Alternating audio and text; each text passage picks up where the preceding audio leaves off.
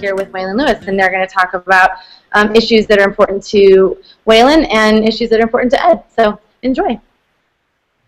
Well, mostly congratulations, Waylon. I'm pretty sure, Waylon, you've set a record for the most endorsements in a single city council campaign. Congratulations. I think after yesterday's vote on the Hill liquor licensing, I'm going to have to switch some of those endorsements around. All of Boulder that's below the age of 40 is pretty horrified by that. It's the wrong tool for this challenge. Yeah. Since we tripped into that, let me ask you, what was voted on yesterday, and how would you vote on that? I would not have voted in favor of changing the land use code in order to get students on the Hill to drink more responsibly.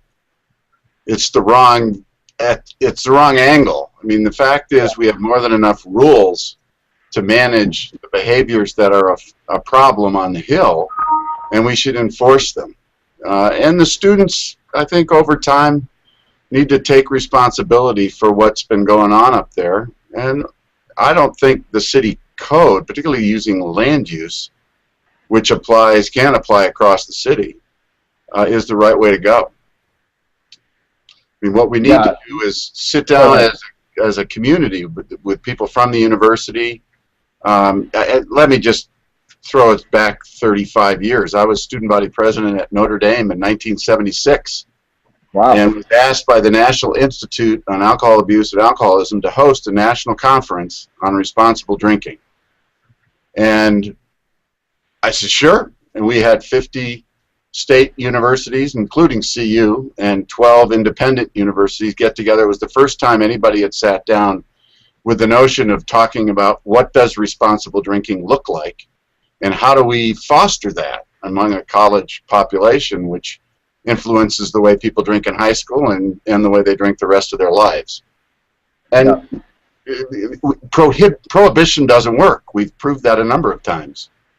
And saying to the restaurants on the Hill, you have to close at 11 o'clock when the students don't even start until 10:30, says that the students might as well just head to a private party where the alcohol is probably grain alcohol poured into a punch bowl, and there's no adult supervision at all. I'd much rather have the drinking happening in public in a place where there are adults around and students will feel the need to be more responsible than they might be in a private party tucked away somewhere on the Hill.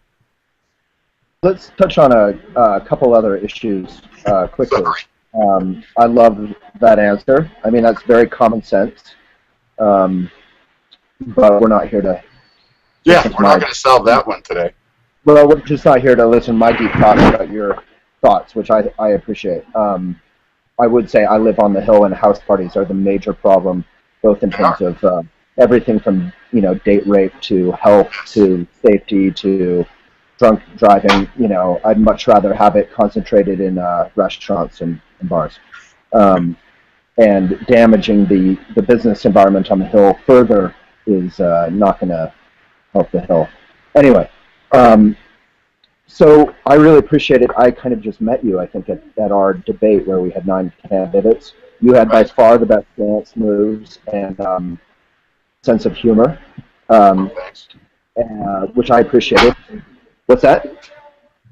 Well, that's your show. Yeah. That's what we do. That's how we compete. Dance moves and sense of humor. So I just wanted to get your idea, maybe if you could quickly touch on a couple of the major issues you feel like where you stand on them, everything from 310 to maybe mountain bike access, and also what you bring to City Council that perhaps other candidates don't. I'll start with the last first. I was an assistant city attorney for 6 years, so I have an understanding of what it's like to be a staff member at the City of Boulder, and I know how to work with them and treat them with respect while still trying to get them to do their job. I know how to draft code ordinances. I know how to interpret them. I've worked on this side of the table as a land use attorney to help clients comply with city laws, so I know where they fail, where they get in the way of good solutions. we've been passing ordinances that make it less likely that rental units are going to be renovated because we've taken the economic incentive away from them by limiting how much bigger they can get, and not recognizing that there should be density along transit corridors and in neighborhood centers. I was co-chair of the North Boulder Regional Subcommunity Steering Committee, the Subcommunity Plan Steering Committee in North Boulder in 1995. And that was the first subcommunity plan. We went and identified what was missing in North Boulder and what we needed to have a complete village so people could work, shop, and play closer to where they sleep. We were going to do 5 more of them, and we haven't.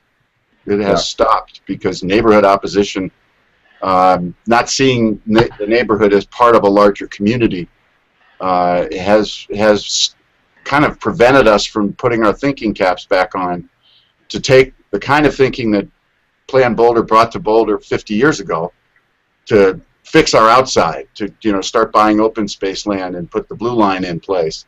That was great, innovative thinking, and now we've fixed the outside. We need to work on the inside. With 55,000 people commuting in every day, we have a population of 150,000, 155,000 on every workday, but we don't house them. They don't have the opportunity to live here, and we need to. We actually have needs within our community to have more services available in more parts of the city than just downtown. The way to get there is to fix our subcommunities.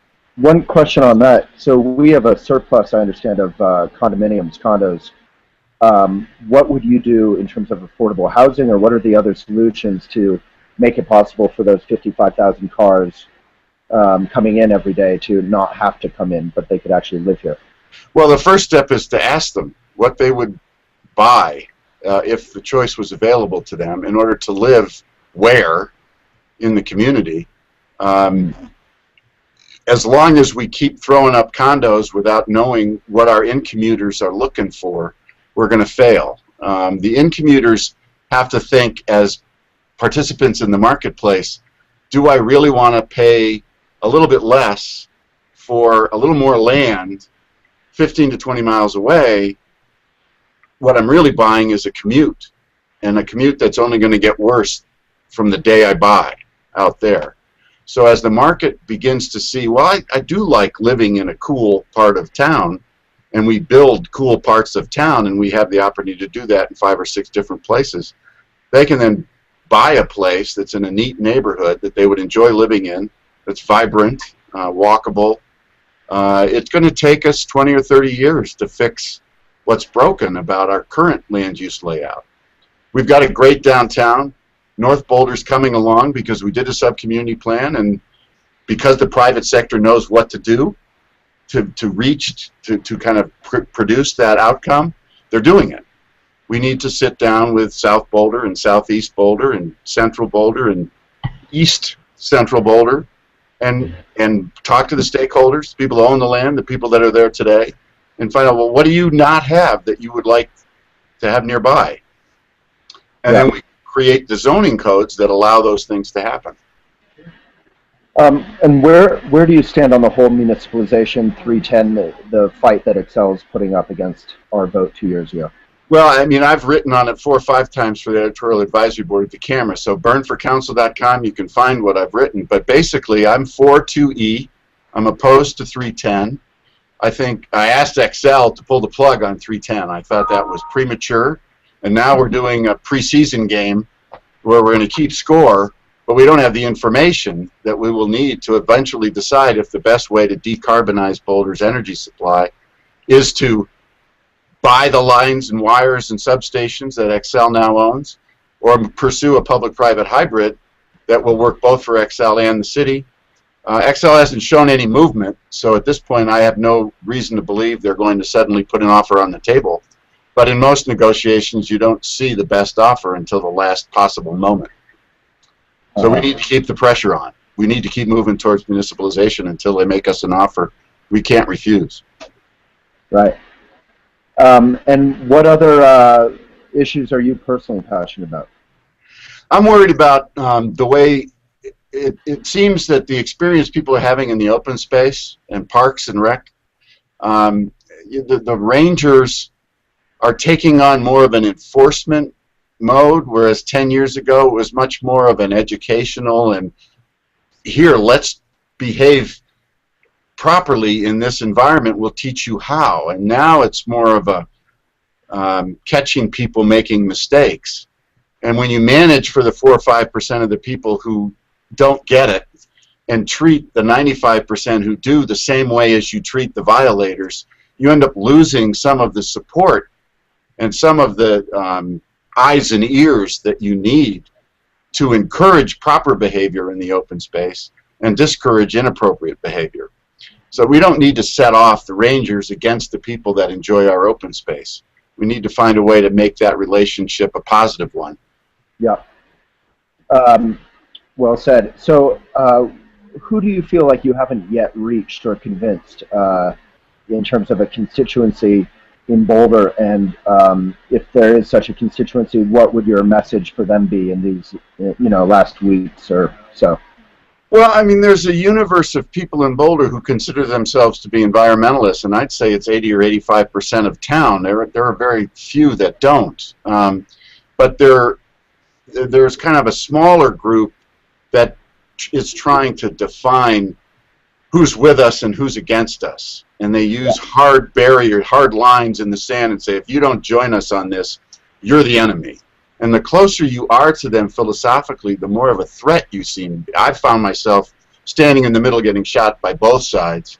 Right. But the fact is, you're more of a threat to the left if you're left of center than if you're on the right.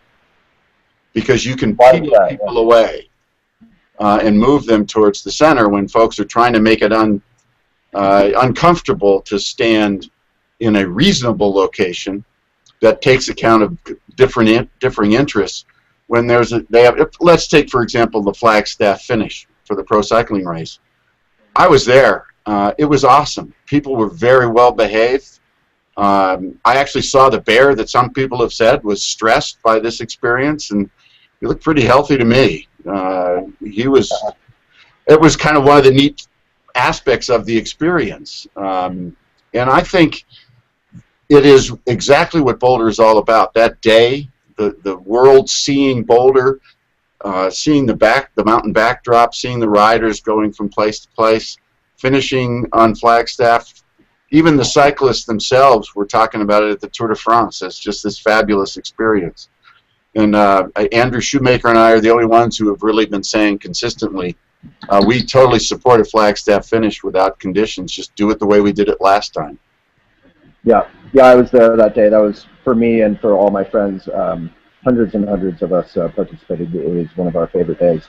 Yeah. There's going to be concerns. I actually didn't know about the stressed out bear, but without being facetious about that, we don't want to stress out wildlife, but, you can work to mitigate all that kind of stuff, hopefully. It was a couple of hours on a day in August. Yeah. I'm sure we recovered. So Ed, what haven't I asked you that you would like to bring up or raise? Well, I've been saying from the very beginning, I'm worried that Boulder's losing its wisdom and its youth, that neither the elderly nor the young are able to afford to be here, and that we lose something as a community when the folks who work here can't at least have an option of living here. They're going to have to sacrifice something to be in Boulder. All of us have.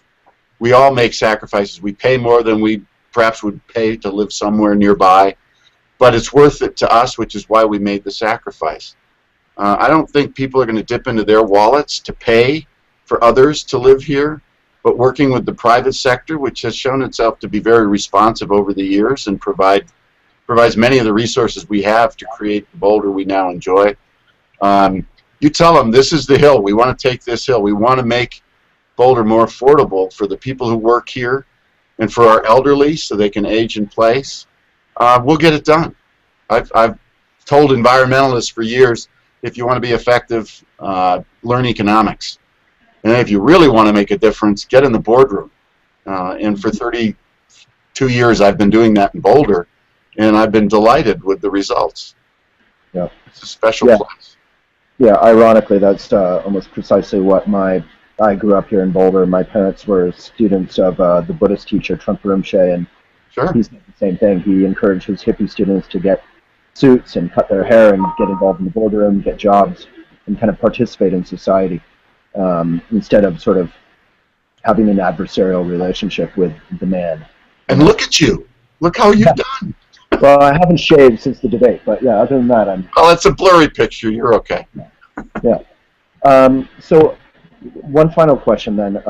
How would a more moderate approach, as you described it, actually make Boulder greener, more environmentally responsible than a kind of, the tried and true and tested approach that Boulder's had for the last few decades with Plan Boulder? I actually think the tried, true, and tested version of Boulder is a partnership with the business community and the environmentalists. In fact, we're not at odds at all. What's been changing in the last 5 to 10 years is that the notion that Boulder can improve by growing has been people. The vision that brought us to this day realized what Plan Boulder wanted. But they haven't put the thinking caps back on and say, okay, now let's look at what we've got and think the way we thought 50 years ago. What is it we need to do next? And what we need to do next is fix the inside of Boulder and create the sub-community centers that we thought we were going to create in the early 90s. But there's been kind of we've lost our mojo somewhere. I'm not sure when or how that happened, but that belief that Boulder will find its way. The young people in this town are going to get there. I hope I'm here to see it. Yeah. Well, you have a young attitude, which I appreciate. And It's Peter Pan. What's that? Peter Pan. I don't want to grow up. Yeah. I've got kids. They keep me young. Yeah. Yeah. Well, it is refreshing to have a sense of humor and a willingness to not say the sort of politically correct thing all the time. Well, we have 3 moderates leaving council. So right now, there's the opportunity to put a couple more moderates back in the mix so that we have a table at council that represents a broad sector of this community. And I'm pleased that Andrew Shoemaker and I kind of filling that role. And it'll be interesting to see who the people choose to vote for. And I hope they vote for me. What's that? I hope they vote for me. I think I'll do a good job on council. We'll keep it light, but we'll get some things done. Well, and from our perspective, dealing in a very simple way and on the back end with the various candidates, you've been, organized and professional, and I can't say that about all the candidates. And I'm sure if I ran, I would not be organized or professional. So it's not a criticism, but I do appreciate that you've been, this interview happened because of your enthusiasm for making it happen. So thank you, Ed. And I think look for an update on our endorsements. I'm going to post that up with this video. Thanks, Waylon. Enjoyed it. Take care. Yeah. Bye-bye.